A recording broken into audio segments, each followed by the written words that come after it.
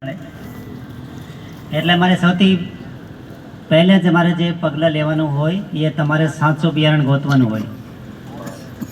ગાય તમે સરકારથી ગોતો યા કાંઈ યુનિવર્સિટીથી લેવો યા કોઈ પ્રાઇવેટ સંસ્થાથી લેવો યા તમારો કોઈ રિશ્તેદાર હોય ઓળખાણવાળો અહીંયાથી લેવો, પણ પાક સારો હોવો જોઈએ, એ બિયારણ સારો હોવો જોઈએ. એ તમારો બિયારણ સારો છે તો 50% તો ઉતારો તમને બિયારણ દઈ દેશે. નહીં અત્યારે પ્રસંગ જોવો, એક વિનુભાઈ મકવાણા આવ્યા હતા ત્યારે મુલાકાત લેવા કે અમારે શેરડીમાં 40-50% શેરડી વી ગઈ અત્યારે.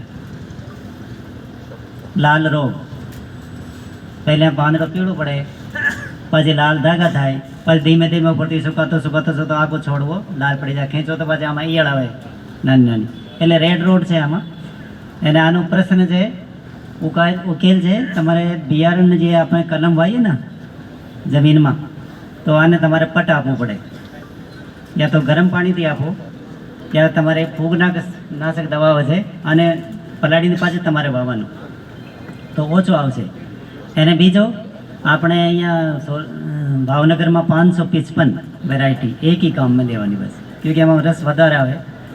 એ સાચી વાત છે, આમાં રસ વધારે છે અને લોકલ છે અને મીઠાશ બહુ છે આમાં. એ તમે ભાવ તો અમદાવાદવાળા તમારે અહીંયાથી લઈને લઈ જાય, બધું મજૂરી બધું લેબર આનું તમારે શેરડી લઈ જાય, કેમ કે રસ જોરદાર છે આનું. અને આ વેરાયટી પંજાબમાં થાય છે ઘણી. તો આનો એક ઉકાલ છે કે તમે અત્યારે સરકાર શા માટે એ પ્રાકૃતિક ખેતી ઉપર આધારિત ખેતી કરવા માંગે છે, ગાય આધારિત ખેતી, કેમ કે આપણે દવા આપીને જમીનને મારી નાખી, જમીનમાં કાંઈ દમ નથી. અત્યારે તમે જો અળસિયા કોઈને જોવા મળે છે? કોઈને એમ કહે ને કે તમે 100 રૂપિયા આપશો, તમે મને 5 અળસિયા તમારા ખેતરમાંથી લાવી દો, નહીં મળે. એટલે આપણી જમીન બિલકુલ મરી ચૂકી છે અત્યારે, એટલે જીવિત હોવો જોઈએ. આપણે ઇન્સાનિયત જો આપણે ઇન્સાનિયત મરી જાય તો પાછા આપણે સમાજ કેવી રીતે આગળ વધે? નહીં વધે. એટલે જમીનને ફળદ્રુપતા વધારવા માટે જમીનમાં જે નાના મોટા જીવડા હોય જે આપણે બહુ મદદ કરતા હોય, અમુક જીવડા ખરાબ બી હોય, પણ પછી વધારે સમાજમાં વધારે માણસો સારા હોય તો એ બધું કંટ્રોલ કરી નાખે. એવી રીતે આપણે જમીનમાં સેન્દ્રિય ખાતર દેવાનું, છાણિયો ખાતર દેવાનું, ગાય આધારિત જ્યાં અત્યારે જીવામૃત, ઘન જીવામૃત એ આપણે કંપનીવાળા બધાય બતાવે છે અહીંયા. અને ભાવનગરમાં તો સારા એવી કંપનીવાળા છે કે જીવામૃત, ઘન જીવામૃત તમને રેડીમેડ મળે. પણ રેડીમેડ લેવાથી પહેલાં તમે જે ઘરે બનાવીને ખાઓ રોટલો, એમાં બહુ સ્વાદ આવે હોટલ કરતાં. એટલે જીવામૃત તમારે ઘરે બનાવો. આમાં કાંઈ નહીં, 180 લીટર પાણી લેવાનું ડ્રમમાં, આખો ડ્રમ હોય ને ટીપણું મોટો 200 લીટરનું, 20 કિલો ગાયનું છાણ નાખી દેવાનું. 2 દિવસ પુરાણું હોય, 1 દિવસ પુરાણું, તાજા નહીં, 1 દિવસ જૂનું હોવું જોઈએ, આમાં ગેસ બહાર નીકળી જાય. પછી આમાં ગૌમૂત્ર 10 લીટર, 2.5 કિલો બેસણ ચણાનું, જે ખરાબ બેસણ હોય એ નાખી દે. એમ નહીં કે બજારથી ખરીદી નાખું સારો ક્વોલિટી, એમ નહીં. જેમ ખરાબ હોય ખરાબ ઘરે પડ્યો બેસણ 2 કિલો, 2 કિલો ગોળ, જે ઢોરને ખવડાવતા હોય એવું આપણે ખાતા હોય એવું નહીં નાખો તો હાલે, આવું સસ્તો.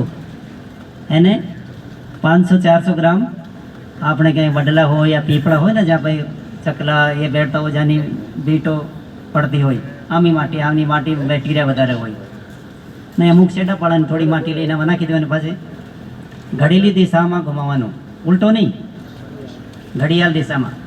સવારે સાંજે 2 દિવસ, ત્રીજો દિવસ તમારો જીવામૃત તૈયાર. અને એક ટીપણું એક એકડમાં આપી શકો છો. પહેલે શરૂઆતમાં કરો તો 2 ટીપણા આપો, 3 આપો, પછી 4-5 વાર આપશો તો કોઈ જરૂર નહીં પડે. તો આથી શું થશે, ખેતરમાં એક તો જીવાંશ આપણે જે FIM ખાતર હોય ને, ગોળ નાખ્યો હોય, લોટ નાખ્યો હોય, આથી બેક્ટેરિયાની સંખ્યા વધે. બેક્ટેરિયાની સંખ્યા વધે તો જમીનમાં અંદર બહુ કામ કરે છે. એકબીજાને જે આપણે રોટલા ખાઈને છાશ પીવો છો, છાશ પીવા પછી કેટલો મજા આવે છે અમને. છાશ નહીં મળે તો કે આ તો મજા નથી આવી, ભાઈના લગ્નમાં છાશ નહીં હતી અને હતી તો પાતળી હતી, કેમ? આ માટે કે આપણે મજા નથી, આપણે મજા પાછી કુદરતની કેમ રીતે મજા આવે, જમીનની કેવી રીતે મજા આવે? આમાં અળસિયા હોય, જીવાણુ હોય, નાના સૂક્ષ્મ જીવાણુ હોય, જે આપણે પોષક તત્વો હોય 17, નાઇટ્રોજન છે, ફોસ્ફરસ છે, જે આપણે યુરિયા DAP થી આપીએ છીએ, એ આને લબ્બે બનાવી ધીમે ધીમે આપતો રહે છોડને. એટલે કાર્બન હોવો જરૂરી છે, પછી બેક્ટેરિયા હોવો જરૂરી છે, એટલે આપણી જમીન ફળદ્રુપ બને. તમે અત્યારે જો ડીએપી અને ખાતર દઈ દઈને જમીન મારી નાખી, તમે જમીન ઉપર હાલો ના તો આની અવાજ આવશે, કરકરની અવાજ આવે. અમુક ભાઈ જે જીવાર ગાય આધારિત ખેતી કરતો હોય, આના ખેતરમાં જાઓ તમે, એવું લાગે છે આપણે ગાદલા ઉપર હાલીએ છીએ. જેટલું પાણી વરસાય, અત્યારે જોઉં છો ને કેટલું પાણી વરસે છે, ખેતમાં પડે 5 મિનિટ બાદનું તો ખેતી બહાર, કેમ કે જમીનની શક્તિ નથી પાણી પીવાની. અળસિયા નથી. પહેલાં અળસિયા શું કરતા? અળસિયા આપણે માટી ખાય, છાણ ખાય, એને જે નાના નાના કટકા પડ્યા હોય છોડવાના, પાંદડા, મૂળિયા, એ ખાય, પાછી અંદર ઉતરે, પાછી બહાર આવે, પાછી અંદર ઉતરે, બહાર આવે. એમ આખા ખેતરમાં હોલ કરી નાખે તો પાણી નીચે ઉતરે. અત્યારે અળસિયા જઈને પાણી ક્યાં જાય? પાણી પડ્યો, જમીનની ક્ષમતા બંધ, ઉપરથી પાણી પડે તો જમીન પેક થઈ જાય, જે પાણી પડે તો ખેતરથી બહાર. બધા ખેતરનું બહાર આવે, પાછી ગ્રામ પંચાયતવાળા કે સરપંચને તમે કહો તો સરપંચ કાંઈ નથી કરતો. સરપંચ શું કરે? પાણી તો તમારા ખેતરમાંથી આવે. એટલે સૌથી પહેલાં છે તમારા બિયારણની ચકાસણી કરી, બિયારણ સાચું લવું. આજે કે તમે પ્રાઇવેટમાંથી ખરીદતા હોય તો આનું બિલ લેવો નહીં ભૂલતા, કે અમુક લોકો ચીટિંગ બી તમારા જોડે કરી શકે છે. અત્યારે પૈસા જોઈએ બધાને, એટલે બિલ લેવાનું પાકું. જે બિલ લેવો તો તમે કાંઈ આગળ પાછળ શિકાયત કરી શકો છો, જે તમારે કાંઈ બિયારણ ખામી હોય યા કોઈ બીજી વસ્તુ હોય, કાંઈ પ્રશ્ન બને તો. એમ તો પ્રશ્ન નહીં બને. એટલે ખેડૂત આ ચીટિંગ ઓછા કરે છે, પણ ઘણા બધા એવા નીકળે કે તમારે જાત ચીટિંગ કરે એમ.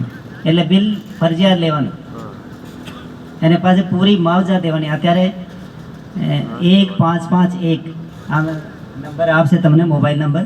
તમે ગમે એને ફોન કરો, તમે ભાવનગર ફોન કરો, જુનાગઢ ફોન કરો, તો તમારો નંબર સીધો અહીંયા નિષ્ણાંત પાસે જશે. આ મારી યુનિવર્સિટીના નંબર છે 0285 26 72 080 80 81 82 83 84 90 સુધી લાઈન છે. ગમે ફોન કરો, તમારો પર્સન ફોન કરીને પૂછી લેવાનું 10 વાગ્યાથી 5 વાગ્યા સુધી. એ તમને ફ્રીમાં બતાવે કે અમારે શું કરવાનું છે. એટલે જે તમે જે કાળજી લેશો તો તમારી ખેતી આગળ વધશે. બીજો એક પ્રશ્ન શું છે કે અત્યારે માનો કે ડુંગળીનો ભાવ વધી ગયો આ વર્ષે, તો આગલી સાલ શું કરશે? બધાય ડુંગળી, બીજો પાક નહીં વાવવાનું. તો ભાઈ બધાય ડુંગળી ઉતારો આવશે તો ક્યાં નાખશે સરકારે? પાછું કે સરકાર ખરીદતી નથી. અત્યારે ₹1 કિલો, ₹1.5 કિલો, 50 પૈસામાં 1 કિલો ડુંગળી મળે છે અત્યારે. અમુક ખેડૂતો કે મારે રોટાવેટર મારી દેવાની, પણ કાળજી આપણે રાખવાની. જે વસ્તુનો ભાવ વધે તો સમજી લેવાનું કે આગલી સાલ ખેડૂત વધારે વાવવાની છે અને ભાવ ઘટશે. આનો આવક વધારે આવે તો ભાવ ઘટે. એટલે મિશ્રિત પાક વાવવાની, થોડી કઠોળ વાવવાની, થોડી શેરડી, થોડી ડુંગળી, એટલે તમને આખા વર્ષ ભાવ મળ્યા કરે. પાછી બીજો છે કીટનાશક દવાઓ. અત્યારે કીટનાશક દવાઓ બજારમાં જઈએ, પડીકો ખરીદે, ઘોળીને નાખી દેવાનું. એટલે આ કરતાં આપણે સજીવ ખેતી તરફ જવાનું છે. જ્યાં આપણે નિમાસ્ત્ર હોય, નીમના પાંદડા લાવો, યા કોઈ બહાર આકડા હોય, બબૂલ, શું બબૂલ, ગાંડા બાવળ જેવા હોય, એવા 10 છોડના પાંદડા લેવાના અને ઉકાળો કરવાનો. ઉકાળો કરી પાછા આમાં ગૌમૂત્ર થોડો નાખવાનું, 1 લીટર 2 લીટર. ઠંડો થઈ જાય છાણીને છાંટી દેવાનું. એટલે ચૂસ્યા પ્રકારના જીવાતો અટકાઈ જાય. અત્યારે શું કરીએ છીએ? દવા લઈને પાક ઉપર છાંટે, શાકભાજી ઉપર છાંટે. દવા ક્યાં જાય? ફળમાં જાય, શાકભાજીમાં જાય, શાકભાજીમાંથી માણસમાં, બાળકોમાં. અત્યારે જો બાળકોમાં 2 વર્ષનું બાળક છે ને અને ચશ્મા ચડી ગયા છે. પાછું આપણા ઉપર મોબાઈલ તો છે, એ પૂરો કરી નાખે. એટલે ખેતી બચાવવું છે, માણસ બચાવવું છે, અત્યારે પ્રશ્ન એ છે. એટલે ખેડૂત અત્યારે અન્નદાતા છે. તમે એમ નહીં માનતા કે અમારા માટે કાંઈ નથી. તમારા ઉપર બધું આધારિત છે. તમારી પાછળ અમે છીએ, અમારી પાસે તમે નથી. એટલે તમે જે શીખીને આગળ વધશો તો આ દેશ આગળ વધશે, અને તમે ધીમે હાલશો તો દેશ ધીમે હાલશે. એ દેખાતી વાત છે. બીજો, આજ તમારે જમીનમાં કંઈ ખામી હોય તો જમીનની ચકાસણી કરાવો. કૃષિ વિજ્ઞાન કેન્દ્ર હોય, પ્રાઇવેટ સંસ્થાઓ અમુક હોય, અમરેલી હોય, ભાવનગર હોય, સણોસરા, આમાં જમીનની ચકાસણી કરશે ને સોઇલ હેલ્થ કાર્ડ બનાવો. તમારે જમીનનું કાર્ડ બને, જે આપણું કાર્ડ બને ને બાળકનો, એવો કાર્ડ બને. જે ખામી હોય જમીનમાં પાછી એ ઉમેરવાનું. अब શું ઉમેરવાનું પાછું તમને નિષ્ણાત બતાવે અહીંયા કે તમારે છાણિયું ખાતર કરવાનું, લીલો પડવાશ કરવાનું. અત્યારે લીલો પડવાશ કોઈ નથી કરે. લીલો પડવાશ કરશો તો મારી એક સિઝન બગડી જાય એમ કહે છે ખેડૂત. પણ લીલો પડવાશ કરો, આથી તમારી 3 સાલ સુધી તમને કાંઈ ખાતર એ આપવાનું નહીં પડે. આમાં ડીએપી, યુરિયા કાંઈ નહીં આપવાનું પડે. સેન્દ્રિય કાર્બન વધારો, એને જે જીવડા આવે ખેતરમાં એ બધાય પોષક તત્વોને લભ્ય બનાવો છોડવાને મળે, એને છોડવાની તંદુરસ્તી વધારે થાય. એટલે જે આમાં અત્યારે જે આપણી ઉતારો ખેતરમાં ઉતારો આવે છે કે ઊંડી ખેડ કરી દેવાનું, પાછી 2 વાર ટ્રેક્ટર હાંકવાનું, તો આની જે કિંમત ઓછી કરશો, એ ખેડ ઓછી કરો મતલબ આપણું પૈસા બચી ગયું. એટલે જેટલી કિંમત ખેતી કરવાની ઓછી આવશે એટલો ઉતારો વધારે આવશે.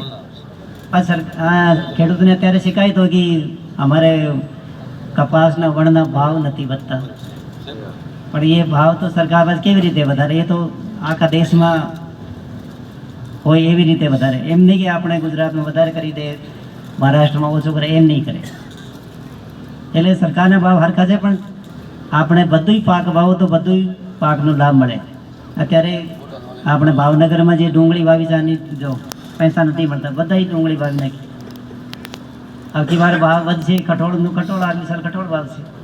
એટલે મિશ્રિત પાક વાવવાની તો આપણે વર્ષ દર રોજગાર મળે, એને આપણે કાંઈ ને કાંઈ આવક મળે. પછી ફળવૃક્ષો છે, શેરડાપાળામાં ફળવૃક્ષો નાખી દેવાના. અત્યારે ગુજરાતમાં હું જોયું છું, હું તો રાજસ્થાનનું છું, એમ તો ગુજરાતમાં જોયું છું કે ખેતરમાં કોઈ ઝાડવું નહીં હોવું જોઈએ. ભલે બેસવાનું આપણે કાંઈ છત્રી બનાવવી પડે. એટલે શેરડાપાળામાં ઝાડવા હોય, ફળવૃક્ષો હોય, લીંબુના ઝાડવા હોય, બીજા ત્રોપાના ઝાડવા હોય, એવા આપણે જે લોકલમાં હોતા હોય એ નાખી દેવાના. તો આપણે પરિવારને ખાવા માટે મળે અને થોડો બજારમાં બેસવા માટે મળે. એટલે તમે જે કાળજી રાખશો, અત્યારે આ સ્ટોલ છે, બધા સ્ટોલની મુલાકાત લઈને પાછી જાજો, જે તમને શીખવા મળશે. અને જે તમને સાચી લાગે પાછું બીજા ભાઈને બતાવવાનું, તમારા પાડોશીને બતાવવાનું. તમે શીખશો તો બીજાને બતાવશો, તમે નહીં શીખો તો પછી બીજાને ક્યાં બતાવશો? એટલી વાત કહીને મારી વાત વિરમું છું. ધન્યવાદ.